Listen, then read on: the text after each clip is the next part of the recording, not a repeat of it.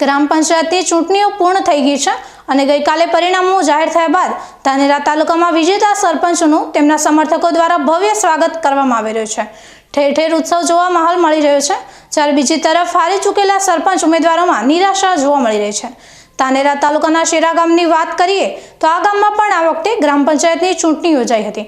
મતગણતરી સમયે શેરા ગામના લોકોમાં પરિણામ જાણવાની ઉત્સુકતા ચરમસીમા પર હતી। મતગણતરી પૂર્ણ થયા બાદ ગામના વિજેતા સરપંચનું ગામમાં આગમન થતાં તેમના સમર્થકોએ જોરદાર સ્વાગત કર્યું હતું। ઢોલ નગારા અને ગુલાલની છોડો વચ્ચે વિજય સરઘસ નીકળ્યું હતું। સમગ્ર શેરા ગામનો દિલથી ખૂબ ખૂબ આભાર માનું છું। બહુ ભારે લીડથી જીતાડ્યા તે બદલ, તાલુકામાં પ્રથમ લીડે જીતાડ્યા એ તે બદલ ખૂબ ખૂબ આભાર માનું છું। તમામ મતદાર ભાઈઓ બહેનો અથવા યુવા વર્ગે બહુ રાત દિવસ મહેનત કરી અને ખૂબ તનતોડ મહેનત કરી અને જે તે બદલ જીતાડ્યા તે બદલ ખૂબ ખૂબ આભાર માનું છું।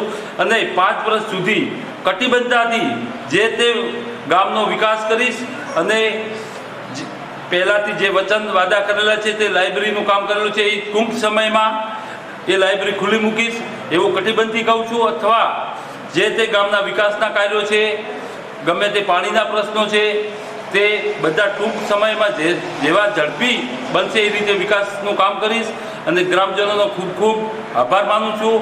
બહુ સારી લીડથી અને બધા એકદમ કટિબદ્ધ રહીને ખૂબ તનતોડ મહેનત કરી એક મતદારે જે રીતે કે હું નથી લડતો, ગામ લડે છે એવી અપેક્ષા રાખીને મહેનત કરી છે તે બદલ શેરા ગ્રામજનોનો ખૂબ ખૂબ આભાર માનું છું।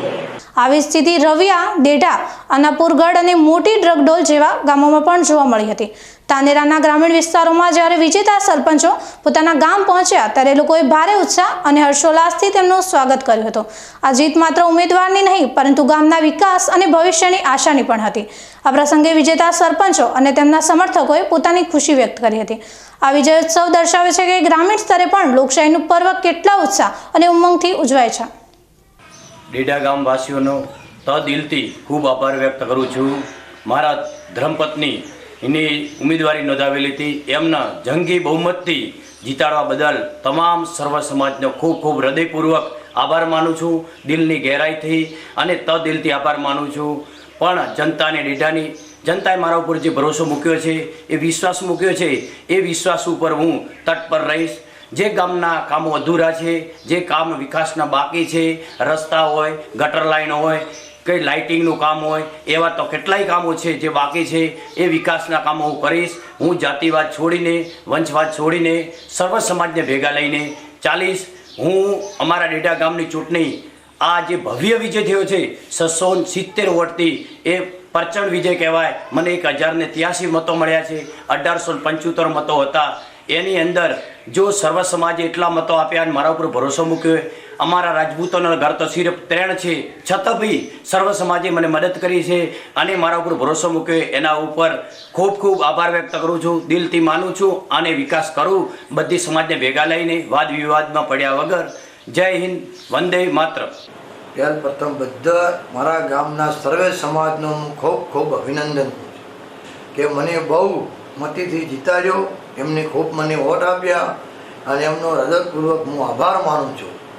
અને બધાની વચ્ચે સર્વે સમાજ સાથે મળી અને હું કાયમી એમનો ઋણી રહી અને એમની કાયમી જે કહેશે ત્યાં હાજરી આપીશ અને બધી રીતે એમ જે કહેશે એ રીતનું હું કામ કરીશ અને બધાએ ગામનો અમે સર્વે સમાજ સાથે મળી અને ગામનો વિકાસ કરીશું એવો હું મારી પોતાની બાંયધરી આપું છું। 5 વર્ષ સુધી કોઈના સુખ દુઃખમાં હું ભાગીદારી બનું, જ્યારે કહેશે ત્યારે હું અડધી રાતનો જઈ અને એમના કામ કરું અને મારે સારું કામ ગામમાં કરવું છે।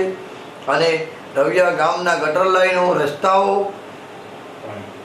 અને પણ છોકરો માટે કોઈ ભણવાની વ્યવસ્થા બીજી જે થશે તે મારાથી ગામમાં સારું કામ કરવું છે અને બધાએ ગામનો સર્વે સમાજનો સહયોગ જોઈશે, જે કે એ રીતના બધાએ મળીને અમે કામ કરીશું।